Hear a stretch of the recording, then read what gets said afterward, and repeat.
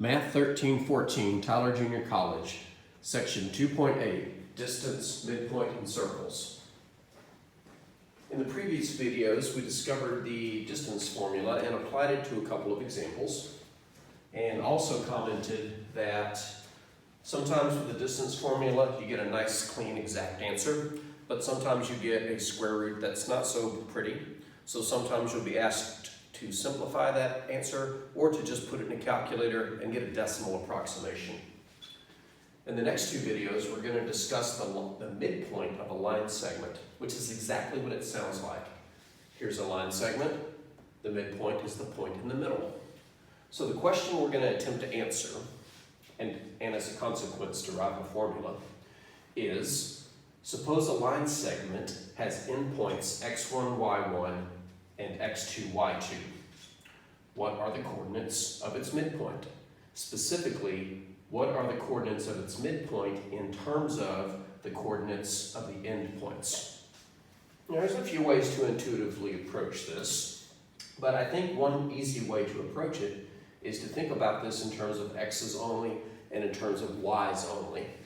For example, if we were to project this point to the x-axis, it would land at x1 because that's its x-coordinate. And similarly, the other endpoint would land at x2. If we're going to look for the x-coordinate of the midpoint, which I'm going to call xm just for now, it makes sense that it should be right in the middle of those two x's. Well, what does that mean for it to be right in the middle? Well, what it means is the distance between x1 and xm is the same as the distance between xm and x2. You'll forgive me, this is not drawn to scale. So in other words, if we take x2 and subtract xm from it, that will tell us how far apart they are. Over here, we would have to subtract xm minus x1. Those two differences should be equal. Well, now I have an equation that I can solve.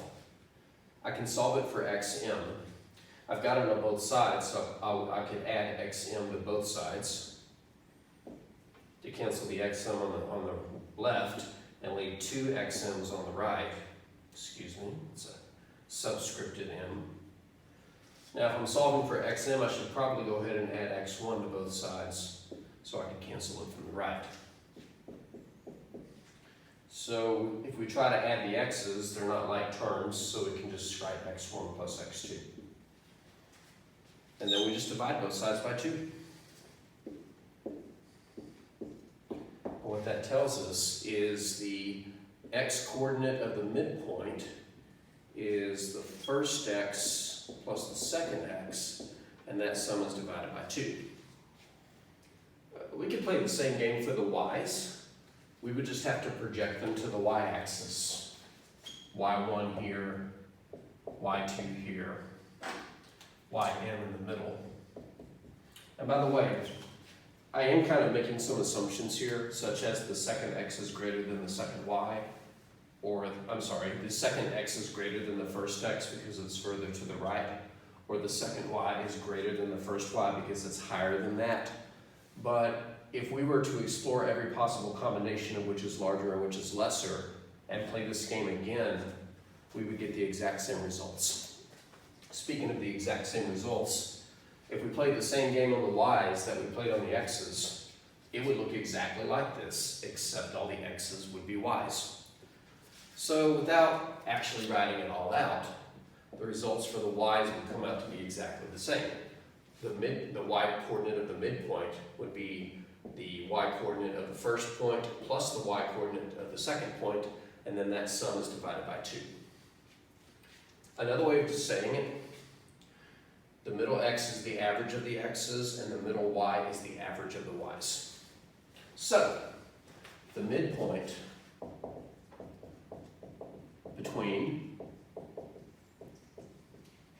the point x1 comma y1 and the point x2 comma y2 is, first off, it's an ordered pair. There's its x-coordinate, x1 plus x2 over 2. and its y-coordinate is y1 plus y2 over 2. So in other words, to find the midpoint, you average the x's and you average the y's. Just to be super nitpicky, we should verify that this ordered pair does what the midpoint should do. And what should the midpoint do? Number one, it should be on this line segment. We could verify that they are all on the same line segment by calculating the slope between the first point and this, and also calculating the slope between the midpoint and the second point, and those slopes would be equal. So the lines containing them would all be parallel, but since they're all on top of each other, it would be the same line. But that only confirms that would only confirm that the midpoint is on this line segment. To confirm it's actually in the middle, you would have to calculate the distance between the first point and the midpoint, and then compare it to the distance between the midpoint and the second point. But I'll spare you the details, they end up being the same distances. So, this is our midpoint formula. To find the midpoint between 2 points, you simply average the x's and average the y's. In the next video, we'll look at a couple of examples.